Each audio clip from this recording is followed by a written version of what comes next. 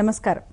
ప్రపంచంలో అత్యధిక యువ జనాభా ఉన్న దేశం మన భారతదేశం. అందులోనూ 65% 35 ఏళ్ల లోపు వారే ఉండడం అనేది మనకు ఒక బిగ్గెస్ట్ అడ్వాంటేజ్. అయితే కాయిన్కి 2 సైడ్స్ ఉన్నట్టు నిజంగానే అందరూ ఆరోగ్యంగా ఉంటున్నారా ఈ యువతంతా అంటే బయటికి హెల్దీగా చాలా ఫిట్గా కనిపిస్తున్నప్పటికీ మనకి హెల్దీగా ఫిట్గా కనిపించే వాళ్ళు కూడా లోపల సైలెంట్గా లక్షణాలన్నీ కూడా కొలెస్ట్రాల్కి సంబంధించి గుండె సంబంధిత సమస్యలు కూడా ఎక్కువగా వస్తున్నాయి అన్న విషయం ICMR స్టడీలో తేలింది. ఈ నేపథ్యంలో అసలు అలార్మింగ్ రేట్స్లో కొలెస్ట్రాల్ ఎందుకు వస్తుంది, గుండె సమస్యలు ఇంత ఎక్కువగా యువతలో 20s 30sలోనే కొలెస్ట్రాల్ టెస్టులు, గుండె సంబంధిత టెస్టులు ఎందుకు చేయించుకోవాల్సి వస్తుందో ఈనాటి కార్యక్రమంలో మాట్లాడుకుందాము.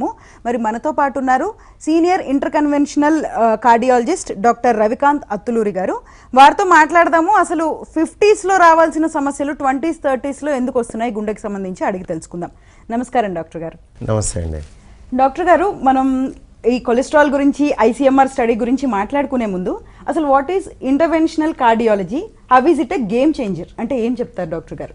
ఇంటర్వెన్షనల్ కార్డియాలజీ అంటే మేము యాజ్ ఎ కార్డియాలజిస్ట్ ఇంటర్వీన్ అవుతాం.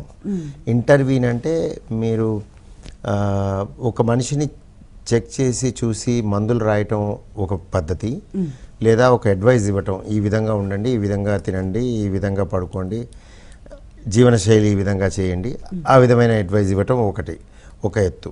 రెండు, పేషెంట్ లోపలికి వెళ్ళి ఏదో విధంగా వెళ్ళి మార్పు చేయటం, లోపలికి వెళ్ళి దాన్ని ఇన్వేజివ్, లోపలికి వెళ్ళి చూడటాన్నేమో ఇన్వేజివ్ అంటారు, ఇన్వేజన్. లోపలికి వెళ్ళి ఏదైనా మార్చటాన్ని ఇంటర్వెన్షన్ అంటారు. అంటే మేమేం చేస్తామంటే గుండెలో గదులు అవ్వచ్చు, కవాటాలు అవ్వచ్చు, రక్తనాళాలు అవ్వచ్చు, ఎలక్ట్రికల్ సర్క్యూట్ అవ్వచ్చు. సో వీటిల్లో ఏదైనా కూడా వాటిని లోపలికి వెళ్ళి గమనించి కనుక్కొని అది మారిస్తే వీరికి ఉపయోగం ఉంటుందా లేదా, దాంట్లో మార్పు చేయటం కానీ దాన్ని రిపేర్ చేయటం కానీ చేస్తే ఈ పర్టికులర్ పర్సన్కి ఉపయోగపడుతుందా అన్నప్పుడు దాన్ని రిపేర్ చేయటం చేస్తాం. ఇట్లా చేయటాన్ని ఇంటర్వెన్షన్ అంటారు. సో దీన్ని ఇంటర్వెన్షనల్ కార్డియాలజీ అంటారు. Interventional cardiology I think 1960s ఆ ప్రాంతం నుంచే ఎవాల్వ్ అవుతూ వచ్చింది. ఇప్పుడు ఇంటర్వెన్షనల్ కార్డియాలజీ తక్కువ ప్రమాదకరంగా, అంటే ఎక్కువ పాత రోజుల్లో ఎక్కువ ప్రమాదకరం ఉన్నాయి, ఇప్పుడు తక్కువ ప్రమాదకరం అయిపోయినాయి. ఇన్ఫ్రాస్ట్రక్చర్ ఇంప్రూవ్ అయింది, స్కిల్ ఇంప్రూవ్ అయింది, టెక్నాలజీ ఇంప్రూవ్ అయింది. మనకి ఇంకా ఆసరాగా ఉపయోగకరంగా ఇంకా ఎక్స్ట్రా టెక్నాలజీస్ వచ్చాయి, ఇమేజింగ్ అని అవని. సో ఈ విధంగా ఇంటర్వెన్షనల్ కార్డియాలజీ చాలా ముందుకు వెళ్ళింది. సో కొన్ని ఓపెన్ సర్జరీ అంటే చెస్ట్ ఓపెన్ చేసి గుండెని ఓపెన్ చేసి చేయాల్సిన సర్జరీలు ఏవైతే ఉన్నాయో అవి అలా చేయకుండా చాలా మారిపోయి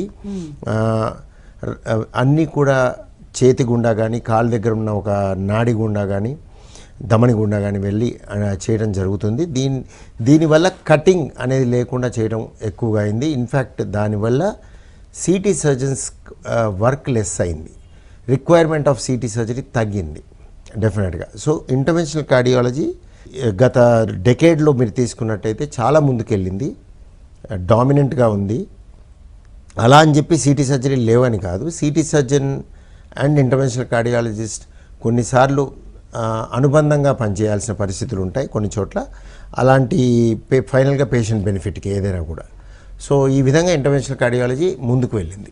ఒక పేషెంట్ని మనం ఓపెన్ సర్జరీ చేయాలా లేకపోతే ఇంటర్వెన్షనల్ కార్డియాలజీ ద్వారా చికిత్స అందించాలా అంటే ఏది చూస్ చేస్తారు ఆ పేషెంట్కి? అనేకమైన ఫ్యాక్టర్స్ ఉంటాయండి. ఇదేంటంటే మీరు అడిగింది అంటే చాలా పెద్ద బ్రాడ్ క్వశ్చన్ అది. ఎందుకు అంటే ఒక వ్యాధిలో మీరు అడిగిన దాన్ని ఒక ఇన్సిడెంట్ కానీ, ఒక పేషెంట్కి కానీ, ఒక వ్యాధికి కానీ చెప్పటానికి వీలుగా ఉంటుంది. మీరు అడిగిన ప్రశ్న ఏంటంటే పోట్ల పేషెంట్లకి వర్తించే విధంగా జనరలైజ్ స్టేట్మెంట్. రెండు, అనేకమైన గుండె వ్యాధులు, గుండెకి సంబంధించిన వ్యాధులే అనేకం, అన్ని వ్యాధుల్ని కవర్ చేసి చెప్పే విధంగా. సో ఒక ఎగ్జాంపుల్ చెప్పాలి అంటే ఒక గుండెపోటు వచ్చిన వ్యక్తి అంటే అది ఎమర్జెన్సీ రూమ్కి పరిగెత్తుకొని రావటం కానీ, నడిచి రావటం కానీ, లేకపోతే పక్కన వాళ్ళు పట్టుకొని రావటం కానీ, వీల్చైర్లో ఏదో విధంగా ఎమర్జెన్సీ రూమ్కి వస్తారు. సో గుండెపోటు వచ్చిన వ్యక్తిని ఇమీడియట్గా కాపాడాలి, ఏదైనా చేయాలి అంటే అది ఇంటర్వెన్షనల్ కార్డియాలజీనే. ఇక్కడ CT సర్జన్ రోల్ ఉండదు. నేను చెప్పేది ఎమర్జెన్సీ గుండెపోటు. అదే గుండె వ్యాధిగ్రస్తులు అంటే ఏదో విధమైన బాధతో గుండెపోటు కాకుండా ఒక రకమైన బాధ ఏదైనా అవ్వచ్చు, యాంజైనా అంటాం దాన్ని.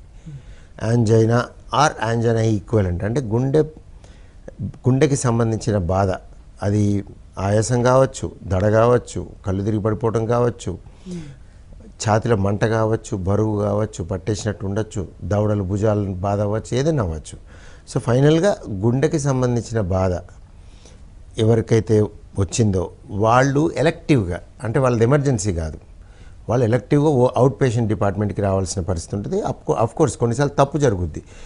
ఏదైతే ఎమర్జెన్సీ కాదో అది ఎమర్జెన్సీ అనుకొని ఎమర్జెన్సీకి వెళ్ళే పరిస్థితి జరగచ్చు. ఏదైతే ఎమర్జెన్సీ అని గ్రహించక అవుట్ పేషెంట్కి వచ్చిన వాళ్ళు ఉంటారు, లేదా ఇంట్లో కూర్చున్న వాళ్ళు కూడా ఉంటారు. కానీ సరైన విధంగా ఎమర్జెన్సీ కాని పరిస్థితి, అవుట్ పేషెంట్కి వచ్చిన వ్యాధిగ్రస్తులను తీసుకున్నట్టయితే గుండె విషయానికి, వీళ్ళకి మనం చికిత్స విధానంలో ఎలా ఉంటుందంటే వీళ్ళని అంతా ఎవాల్యుయేట్ చేసి వీళ్ళకి ఏం చేయాలి, పరీక్ష ఎటువంటి పరీక్షలు చేయాలి అని మనకి యాక్చువల్గా జబ్బు నిర్ధారణ అయిపోద్ది. చాలాసార్లు పేషెంట్తో మాట్లాడి ఎగ్జామిన్ చేశాక ఒక కొలిక్కి రావటం జరుగుతుంది.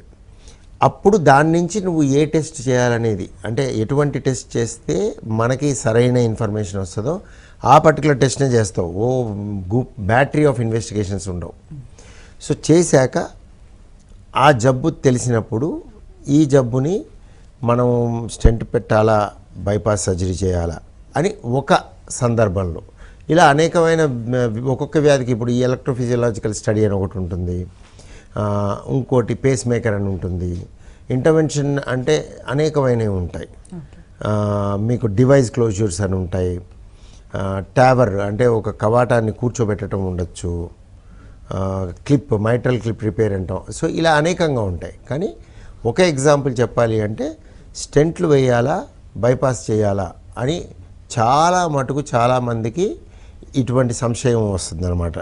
అయితే అది పెద్ద సంశయమే కాదు. మీకు డాక్టర్ యొక్క స్కిల్, పేషెంట్ యొక్క వ్యాధి, పేషెంట్ యొక్క స్థితిగతులు ఇవన్నీ చూసి ఇండికేషన్స్ ఉంటాయి. కొన్నిటికి బైపాస్ కరెక్ట్ కాదు, స్టెంటే చేయాలి. సో అప్పుడు స్టెంటింగ్ చేస్తావు, అప్పుడు ఇంటర్వెన్షనల్ కార్డియాలజిస్ట్ తీసుకుంటాడు దాన్ని, సిటీ సర్జన్ రోల్ లేదు. కొన్నిసార్లు బైపాసే చేయాలి, స్టెంట్ చేయడం తప్పు,